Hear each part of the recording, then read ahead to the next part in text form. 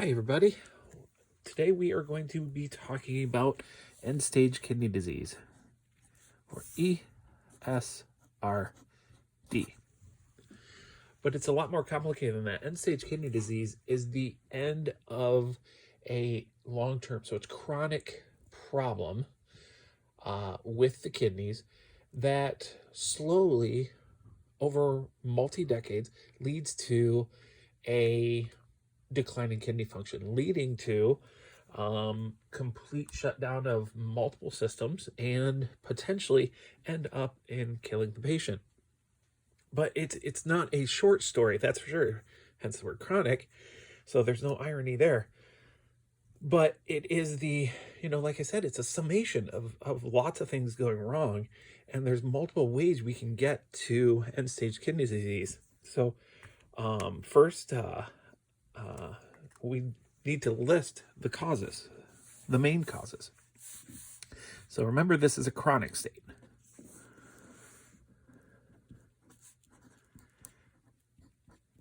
All right, so the first and foremost thing that could lead to it is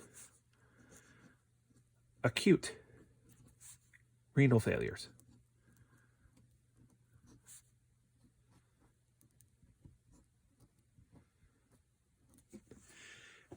And I know we're talking about a chronic kidney disease or a chronic renal disease, but an acute renal disease, the short term could put you on a path towards having more short-term issues, or putting you on or leading you to, having damage that with other disease states, you start having multiple problems and you end up with a chronic kidney disease. So the first one we want to talk about, remember in chemistry, we talked about the renal disease of having, or renal system of having 3 parts. And the first part where things can go wrong with an acute condition is our pre-renal part. Now, this is before it reaches the kidneys. That's the important thing to remember. So these are things happening in the body where you end up with a secondary kidney disease. So the main one on our list that we're concerned about is, we'll put one circle here, is heart diseases, heart failure.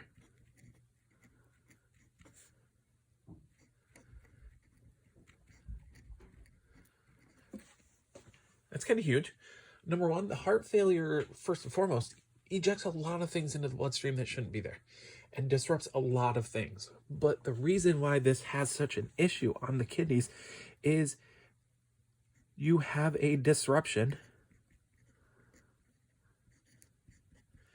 in blood flow.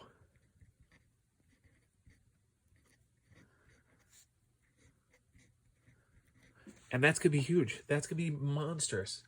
And we're going to be talking about this a little bit later, especially when we talk about hypertension, is that blood flow is very important to the kidneys. The kidneys are geared to have a certain blood flow, and it has a mechanism to respond to a decrease in blood flow. So disruption in the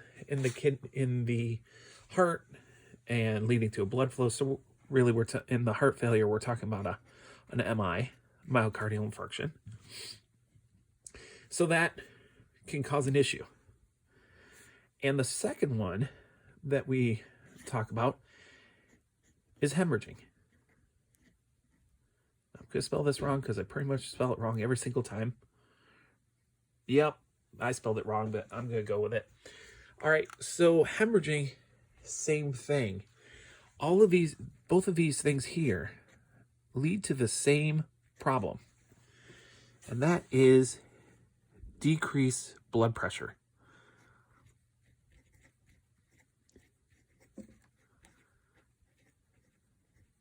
And the kidneys being the kidneys, they're going to respond in kind. They're going to respond by releasing hormones into the bloodstream, and we're going to be talking about it in just a little bit. But there's a lot of things that are going to go wrong here. Those are our 2 main ones that I wanted to touch on.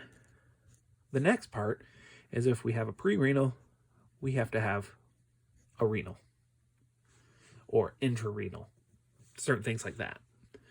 All right, so in clinical chemistry, we covered a lot of these things. We have glomerular nephritis,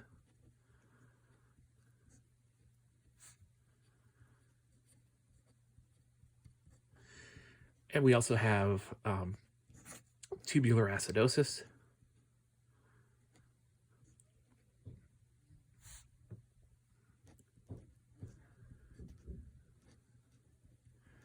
And both of these are severe kidney dysfunction, acute kidney dysfunction that can do a lot of damage. Now, the main thing here that what is happening when we're talking about renal things. So with pre-renal, we're talking about decrease in blood pressure and the kidneys responding. And that will lead to kidney damage eventually. But here we're talking about loss of nephrons.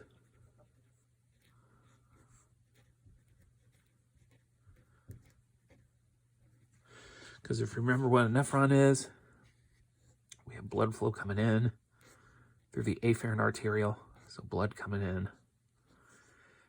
They come into capillary tissue, and we're going to be zooming in on this real soon. And that is surrounded by the Bowman's capsule, and that continues to the proximal convoluted tubule, Lupa Henley, distal convoluted tubule, and then collecting duct. Going off the page here.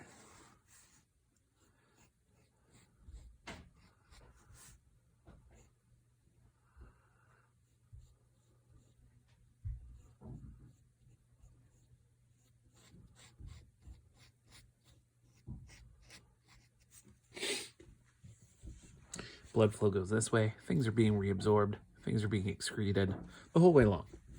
So this is your nephron as we know it. I know I tortured you all on having to learn it before, but here it is again. So if you lose your nephron, you lose the game. Your kidneys are shot because they've lost their main function. The nephron is the functional unit of the kidney. You'll lose them, you lose everything.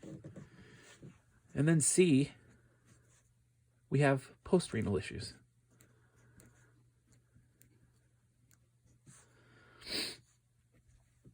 And those include things like in clinical chem, when we talked about it, we talked about kidney stones.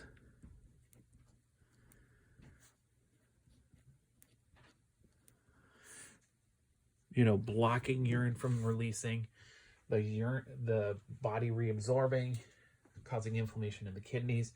In kidneys, you can go into an acute disease state, which leads to loss of the nephrons. The cycle, just you can't avoid the cycle once you enter it. And then the second one that we like to talk about is tumors. Same thing, you're blocking urine from leaving. So in your renal system, you have your kidneys,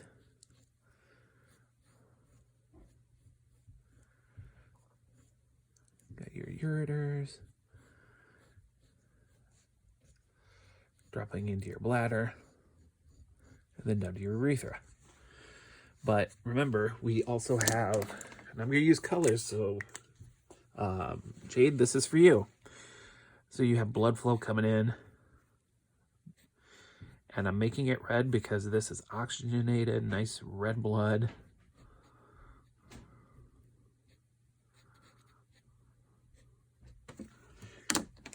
Then we also have our venous side of it, taking blood away. Jade, you're probably loving this right now because I'm using all these colors.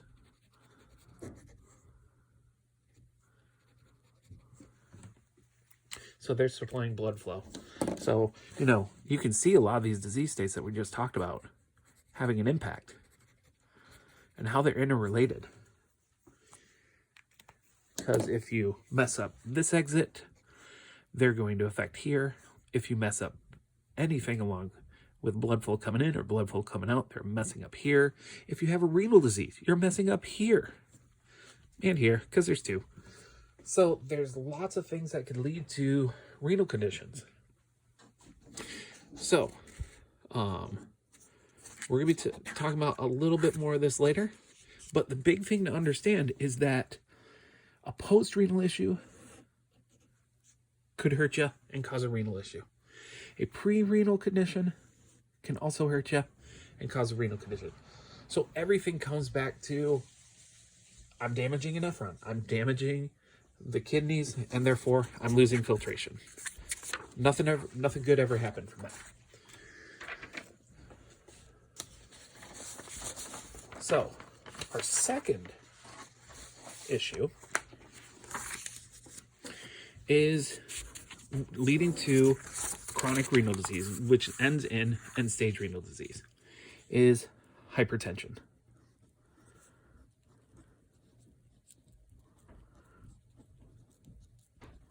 And I separate these, but they're very much correlating with each other. They lead to each other. So, let's talk about, in co-ed we talked about the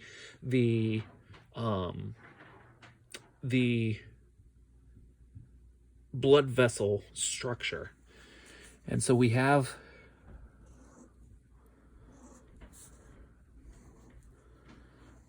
blood flow coming in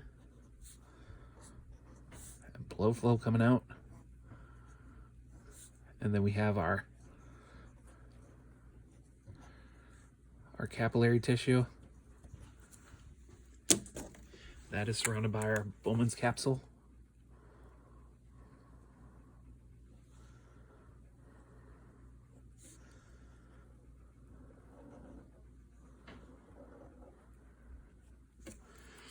And once it's filtrated, we'll use green for this. So chemicals that are filtrated come through this capillary tissue into the Bowman's capsule, and they proceed to the PCT to be reabsorbed or left in there. Doesn't really matter. So one of the big things is what's going on right here. That's super important. So we have our normal lumen,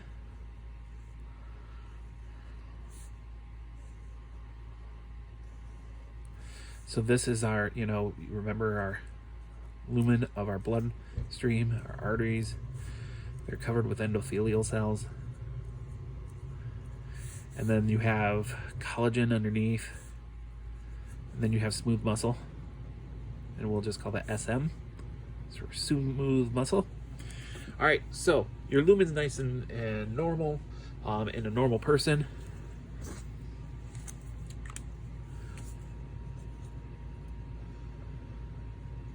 All right, but in case that we're talking here with hypertension, the wall stays the same. So this is your hypertension side.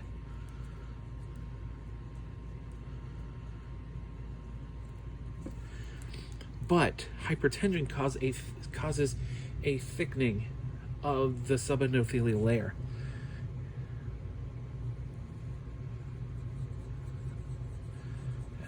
Just making squigglies to write fast.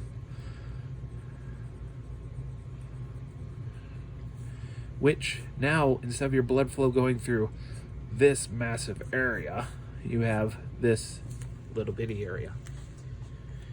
And the thing is, there's tissue that's going to notice this, and that's a huge issue. That's where a problem comes into play. We have somebody noticing, hey, I don't have a lot of blood flow. This is going to be a huge issue. So if you remember when we talked about this in chemistry, when we talked about how the body regulates water and how the body responds to water, is that the tissue that surrounds, as the blood flow enters the capillary tissue, there's specialized cells here that are osmotic receptors, and that's your juxtaglomerular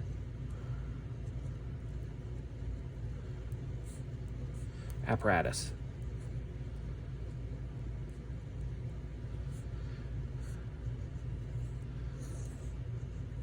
And its job is to sense blood pressure, sense how much volume you have. So it's a glorified osmotic receptor. And that is going to do is that's going to do a couple of different things. One thing that's happening right now is because you got less blood flow. So this right here is going to lead to decreased filtration.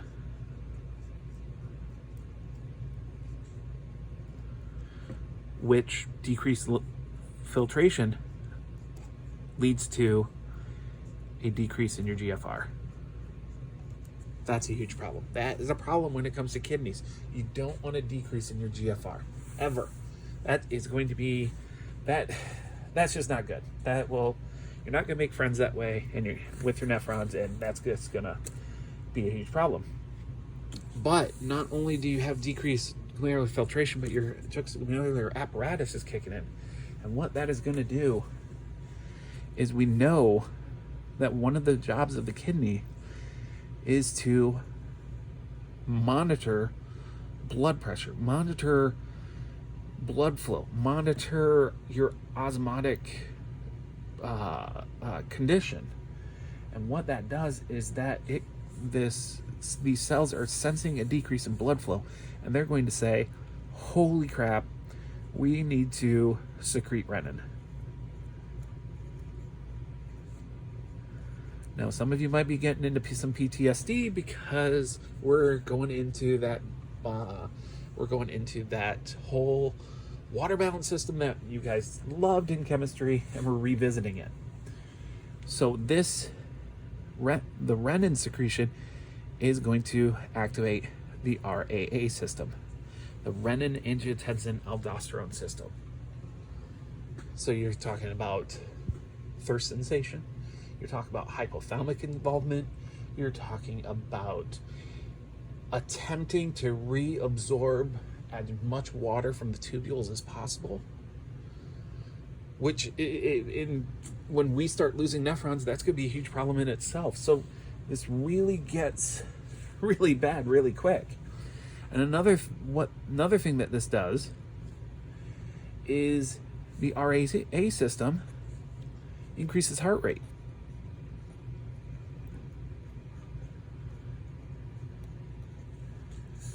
And that leads to an increase in your hypertension.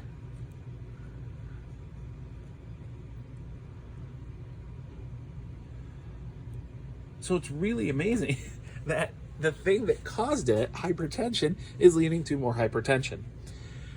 And what you can call this is a vicious cycle, positive feedback loop, whatever you want to. Spelling is at a premium today. But the fact remains that this ends up with damaged nephrons. And that's a big thing. What this leads to, this whole positive feedback loop, this is going to lead to something called, and I don't think I've ever used this term before because, we wanted to keep some surprises for you for this class, glomerular sclerosis. Now, you've heard sclerosis before when we talk about atherosclerosis. So that is a thickening and hardening of an artery wall. This is a same response, but totally different place. Happens in the glomerulus.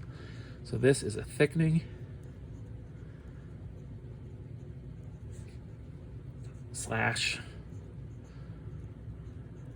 hardening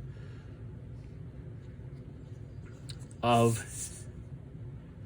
the glomerulus, so of this structure, of the walls of the filtering tissue, and therefore you're going to lose filtration ability. Leads to this, leads to decreased GFR. You lose the nephron. Okay, bad things happen when you lose nephrons. Okay, so that was hypertension. And the third thing, we're going to put it back, actually, back on this paper because we've already talked about it a bunch. The third thing is diabetes. And all of these things that we've talked about are really just regurgitated in diabetes, but in a slightly different way. High glucose leads to oxidative stress, which leads to inflammation of the glomerulus. So we'll just touch on a little bit. So hyperglucosemia leads to oxidative stress,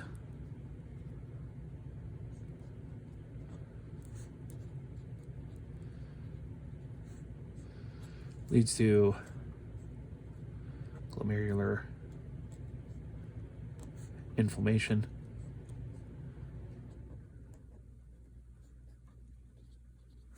leads to loss of nephron. But again, all these things that are going on here, either you're talking about a pre-renal condition, an acute renal condition, you're talking about hypertension, you're talking about diabetes, all in the same sentence, meaning loss of nephrons. So let's talk about this loss of nephron.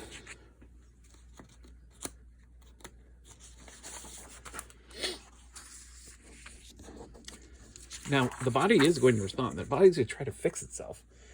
And we're going to be, in a few minutes, once we get through this next part, we're going to be talking about the stages. And it's all about the body trying to correct itself.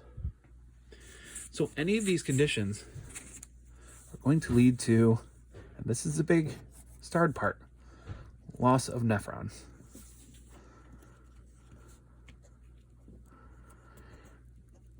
This is going to take you on that road to chronic kidney disease. So the body is going to respond by, so if you remember,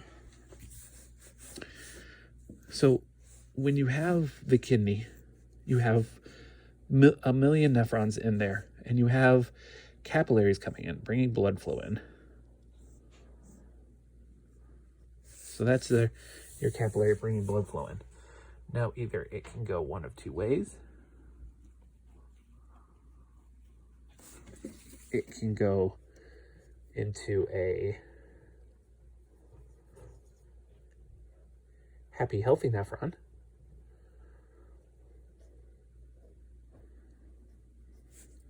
then into the PCT, down through the loop of Henle, into the DCT, out to the collecting duct. Because if we're going to draw the nephron, we're going to draw it right. Or it can go to a inflamed, or, and we'll put this one as brown because look, I'm using so many of the markers because it's all diseased and everything.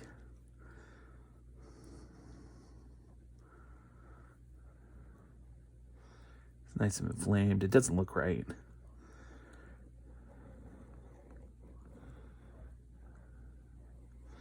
So instead of having blood flow go to a dead nephron, because it's, you have a lot of pressure coming in here. So, the blood flow is not going to want to go in there. So you got a little blood flow. But the lion's share of the blood flow is going to go into the good nephron.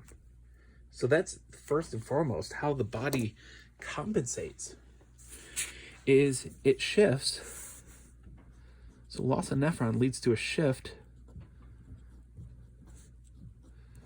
to a healthy nephron.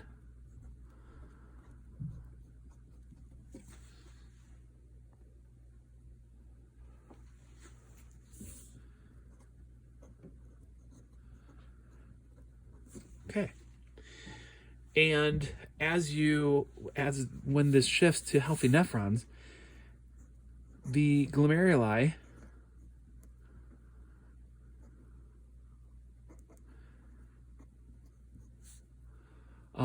they're going to compensate. They're going to try their best to compensate. So you have glomerular hyperfiltration.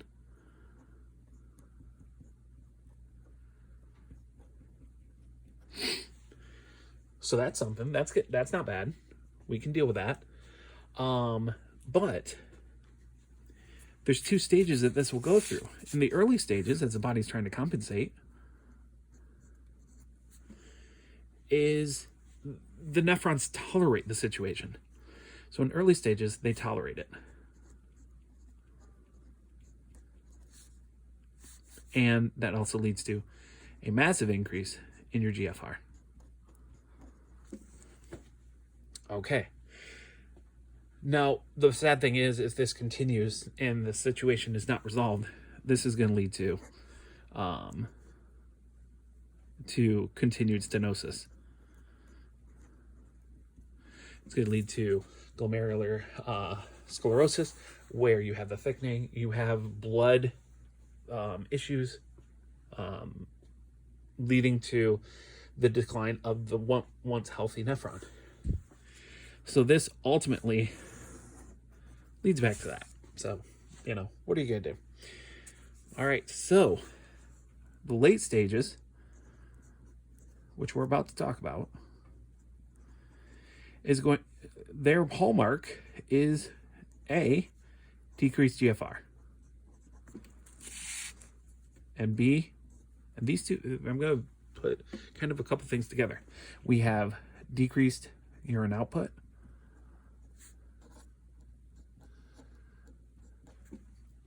which leads to clinical presentation.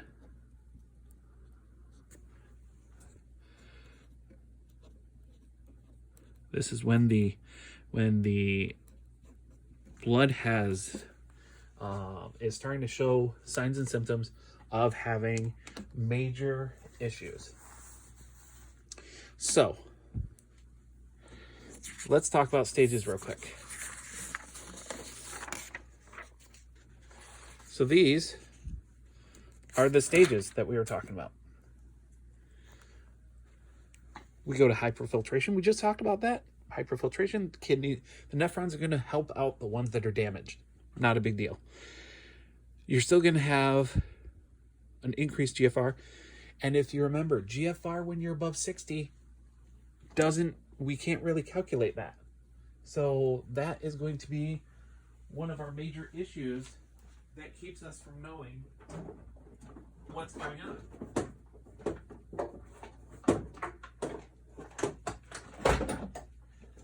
So the next thing is that it goes to silent. Now you're going to have a normal GFR because technically your GFR is decreasing. So even though it appears you have a normal GFR, it's actually a little bit compromised. But still no clinical presentation.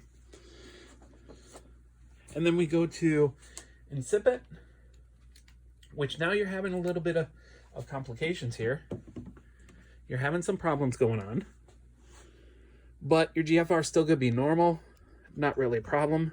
You're not going to have protein showing yet. So still not an issue there. And then we go to what's called overt. And this is when you start having a lot of problem. We start having cellular issues in our, severe cellular issues in our glomerulus. So this is a graphic I got from Wikipedia because I like the picture. It really drives it home. So one of the main things that the blood has to go through to be filtered is it has to go through these mesangium cells.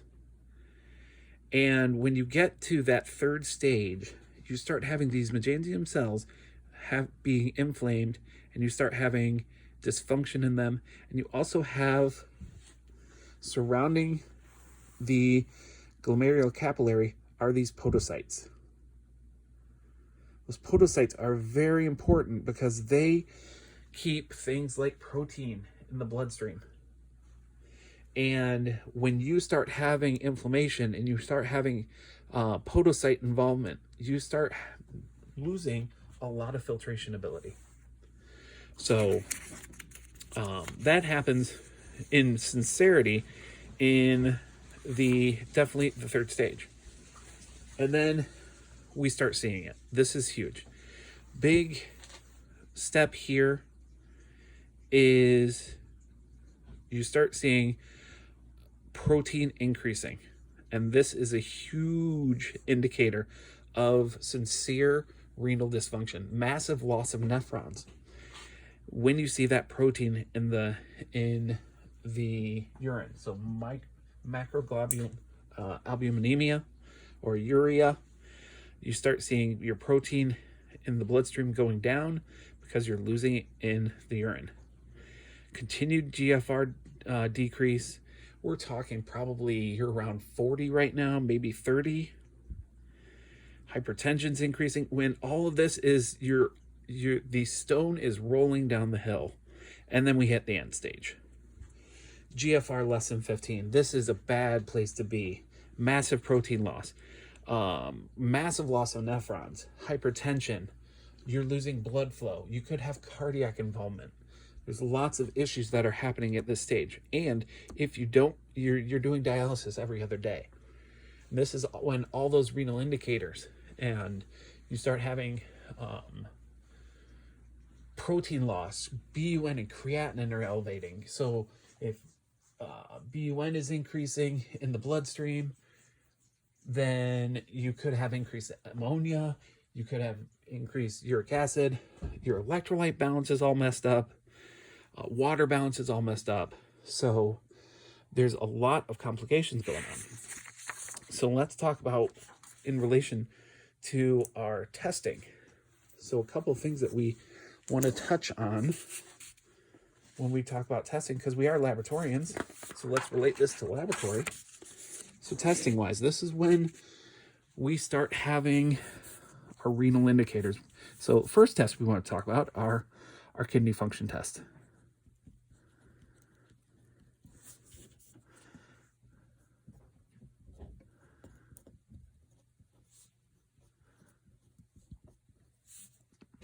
First and foremost, creatinine. We know that's the big one. We know that's huge. If you remember, creatinine is a byproduct of muscle metabolism. Natural piece of cake. And it is passively, freely excreted into the tubules, mostly in the PCT, the proximal convoluted tubule. And what that means is that it's a great renal indicator. Much better than blood BUN or blood urea nitrogen.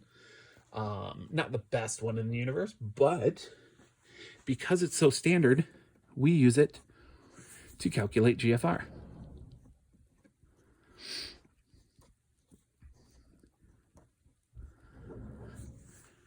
So because the word calculates there, we know that it's an estimate. It's not a true indicator of of renal function, but it gives us a pretty good look at it. It is a calculation that takes into account male or female, so sex-based. It also takes into account ethnicity, blacks versus whites. There's multipliers for each one, and but it gives us a good estimate on what the kidneys are doing. So if we have an increase in creatinine, we know that we have some pretty good kidney dysfunction. And this can raise in acute conditions also. Critical is roughly around 6.0 milligrams per deciliter. So it's small increments, especially if you think about it in relation to BUN, blood urea nitrogen. So this is a byproduct of protein metabolism. Ammonia goes through your ammonia cycle the ammonia cycle in the liver, in the hepatocyte, creates blood urea nitrogen. And that too, just like creatinine, is passively filtered by the kidneys. But there's lots of issues that are involved, lots of disease state that causes increase in BUN, both pre-renal, renal, post-renal. There's very few that do creatinine, and that's what makes creatinine such a good renal indicator. So as the stages continue, our next major one is protein. And by protein, we really mean albumin. Let's face it, in our minds, the first in our hearts, when we talk about protein, is always albumin.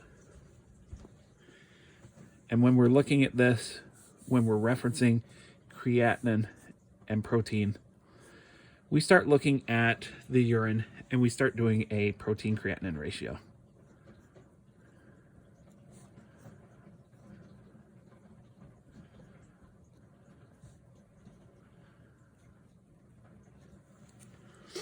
And this is, I spelled creatinine wrong, really? And this is on urine. Now the big thing we want to pay attention to is if the protein creatinine ratio is increased ratio, that is bad. That means that your creatinine is decreasing and your protein's increasing, which means you're excreting more protein and you're not excreting creatinine. So that is showing that you have advancement in your renal disease state. So not a good thing. Another thing that we're concerned about is water balance.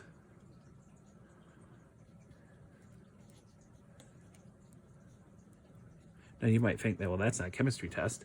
Well, sort of, we do an osmo. But when we talk about water balance, we're concerned about a couple of things. First one is sodium. So water balance is directly related to the fact that you are not able to properly maintain electrolyte balance in the body. And the decrease, and this is due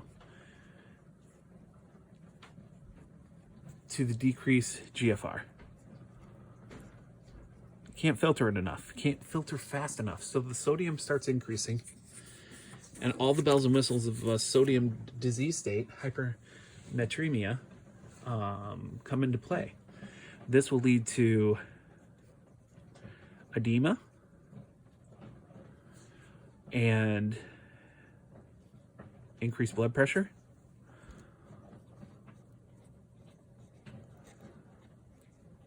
aka hypertension. And that, like we've seen in the past, hypertension is super important. And you get in that vicious cycle with hypertension and you have a problem. So what they're going to try to do here is they're going to try to limit fluid intake. They don't want that edemic situation because that in itself puts a lot of pressure on the heart. So number one, you have hypertension wreaking havoc, and then you have increased volume. So you're hypervolemic. So the heart is not having fun here. So you could have a massive congestive heart failure, or you can have stroke, you could have massive kidney dysfunction, but the congestive heart failure is because you have too much blood volume, the heart is working extra hard, the walls are going to stretch, and in response to that stretching, the heart tissue is going to release B-type natriuretic peptides, trying to get things out, trying to get water out of the system, but the kidneys can't do it because they're compromised.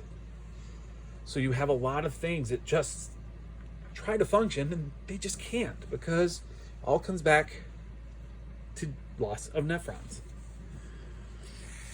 Another thing that happens is that loss of nephrons, they're going to try to control electrolyte balance. And we have dysfunction already. But remember back when we said, oh, the juxtaglomerular apparatus is going to release renin. That's going to start the RAA system. And aldosterone's function is to control the sodium-potassium pumps, both in the tubules and throughout the body. Especially in the tubules. That's where our problem lies. So we're going to have increase in aldosterone.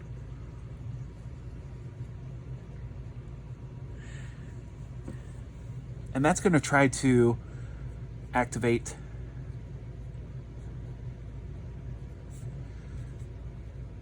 sodium potassium pumps.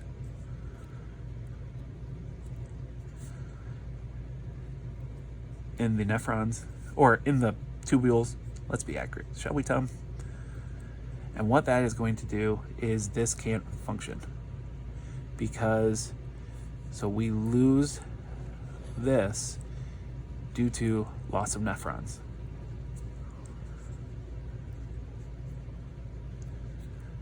That's huge. So we have, what this leads to is increased potassium. Oh, that's bad. We know potassium is a major, has major involvement in muscle function. So we could have some cardiac issues coming our way. So this is a huge thing. And the last test I want to talk about is actually metabolic disorders. So, and the main one that we're concerned about is metabolic acidosis. So this is going to be a huge problem for us. We have a two-pronged issue. So our number one issue is due to the loss of nephrons. Keeps coming up, that whole phrase. Loss of nephrons lead to a decrease in the ability to secrete hydrogen. So it can't excrete hydrogen. Oh, that's bad. So now we got one source of hydrogen, of acid in our body that we can't get rid of. There's a whole slew of issues that happen with this because acidosis has a lot of issues in the body. For example, one major issue is decalcification of your bone. So your calcium and your magnesium and your phosphorus are going to come out of the bone matrix into the bloodstream. That's a whole slew of other complications on top of the fact that you now have brittle bones. So not a whole lot of fun there. But on the flip side of metabolic acidosis has to do with bicarbonate. So the hydrogen issue is kind of okay. That's not a bad thing. Well, it's not the whole story. It is a bad thing, but it's not the whole thing. Normally, when you're going into acidosis and you have high hydrogen, the kidneys are going to try to hit back and maintain a balance, homeostasis, and they're going to deal with bicarb. So if you remember, kidneys do one of two things. Number one, they retain bicarbonate from urine. Get it back in the bloodstream. Recycle, reuse. On the second issue is that the kidneys are also responsible for producing bicarbonate. Both of these things are gone. So what you're going to see with this sort of person is you're going to have a pH of, as time goes on and the disease goes on, we're talking 7.0 ballpark area. PCO2, that's going to be depending on the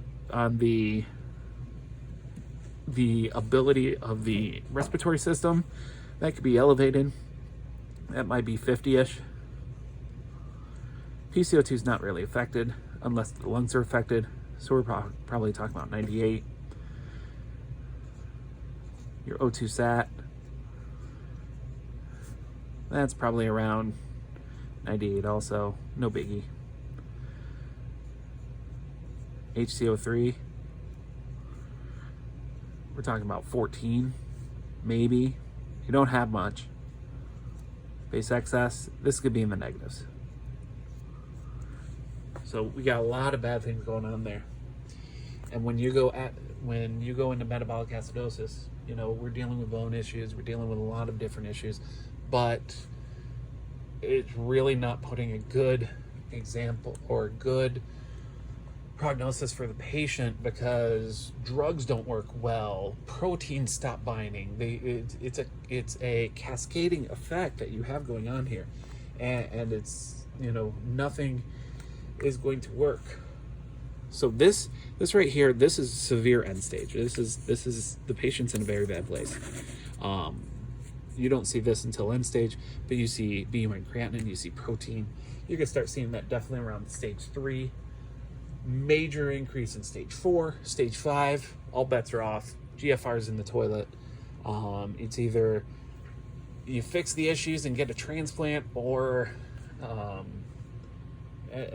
that's not going to end well. So that is our end-stage renal disease talk for today. I will be posting this with the discussion board, and until we have another chat. All right, bye.